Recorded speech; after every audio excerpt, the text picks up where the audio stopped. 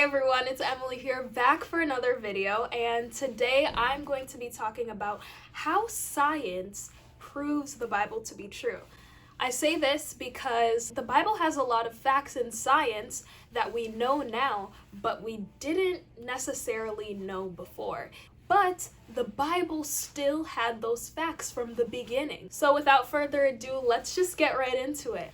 Okay, so the first thing is that the earth is round. So before the earth was discovered to be round, it was actually thought of to be flat. And it wasn't until the 3rd century BC that it was actually discovered that no, the earth is actually not flat, but it's round. So I'm going to show you where in the Bible it actually said this many years in advance. It's found in Isaiah 40 verse 22. It says here, "It is he who sits above the circle of the earth, and its inhabitants are like grasshoppers, who stretches out the heavens like a curtain and spreads them out like a tent to dwell in." So we see here the circle of the earth. The second thing the Bible states in advance is that the earth hangs on nothing. A while back, people have thought that the earth maybe rested on water, or on the back of a turtle, or on 4 elephants, which were on the back of a turtle. And roughly around the 1500s, it was discovered that, oh wait, the earth actually hangs on nothing. So the Bible actually states this in Job 26 verse 7. "He stretches out the north over empty space. He hangs the earth on nothing." So yeah, we see here straight from the word of God that the earth hangs on nothing. All right, so the third thing is that the stars can't be numbered. So many people have tried to actually approximate the amount of stars that are in the sky, but we keep discovering that there are more and more stars. Many people have tried to, say that, oh, there are about however many stars, but in fact, they cannot be numbered. And we see this in Jeremiah 33 verse 22. "As the host of heaven cannot be numbered, nor the sand of the sea measured, so will I multiply the descendants of David, my servant, and the Levites who minister to me." So we see here the host of heaven cannot be numbered. The fourth thing is that there's actually life in the blood. So previously in history, doctors actually advised something called bloodletting method to drain excess blood from the patient so that their illness could be cured. And this was actually an accepted procedure for many years, around 3,000 years, until it was discredited as an ineffective medical practice in around the 19th century. And now it's a common practice to give blood to save people's lives. So in the Bible, we see it in Leviticus 17 verse 11. "For the life of the flesh is in the blood, and I have given it to you upon the altar to make atonement for your souls. For it is the blood that makes atonement for the soul."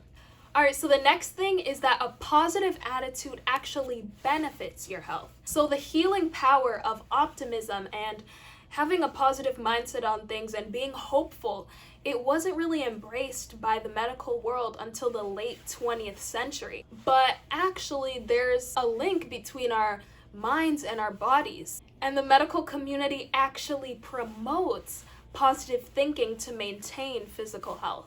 So we see this in the Bible in Proverbs 17 verses 22. It says here, "A merry heart does good like medicine, but a broken spirit dries the bones." So a merry heart, being positive and not just, being so doubtful, just having a negative mindset, negative attitude, these things are actually detrimental to your health. It says here, dries the bones. But having a merry heart, being happy and positive, actually is like medicine. And medicine helps you get better. So does having that positive attitude in your life. Okay, so the next thing is that there are springs in the ocean. It took until actually 1977 for a discovery to be made of a spring off of Ecuador's coast. And this discovery was made thousands of years after Moses testified of their existence. And we see that in Genesis 7 verse 11. "In the 600th year of Noah's life, in the 2nd month, the 17th day of the month, on that day, all the fountains of the great deep were broken up, and the windows of heaven were opened. So we see here that the Bible actually mentions it by saying the fountains of the great deep. So the next thing is sanitary practices. So it actually wasn't until the 19th century that people began to realize the relationship between cleanliness and good health. But sanitary practices actually protect your health.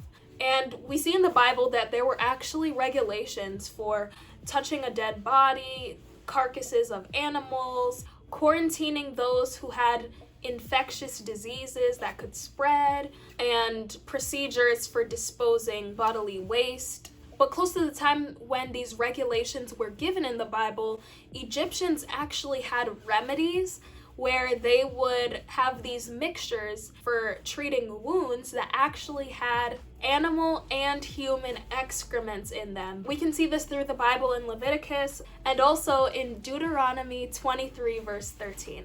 And you shall have an implement among your equipment, and when you sit down outside, you shall dig with it and turn and cover your refuse. So we see here that there was a whole procedure of how you should dispose your waste in a safe and healthy way. Alright, so that was it for today's video. I just wanted to list a few things, but also there are more examples you can find in the Bible, but today I just wanted to focus on a few to show you guys that true science is backed up by the Bible. The Bible has these things in here that we discovered many years later, and it just shows that the Bible is true. The Bible has all these facts way in advance, and we can truly trust in it. I hope you all enjoyed this video and learned something new today. If you enjoyed it, please make sure to give it a thumbs up. Also, hit that subscribe button down below, and you can follow me on social media on Instagram at MLife. I will have it here on the screen. Stay tuned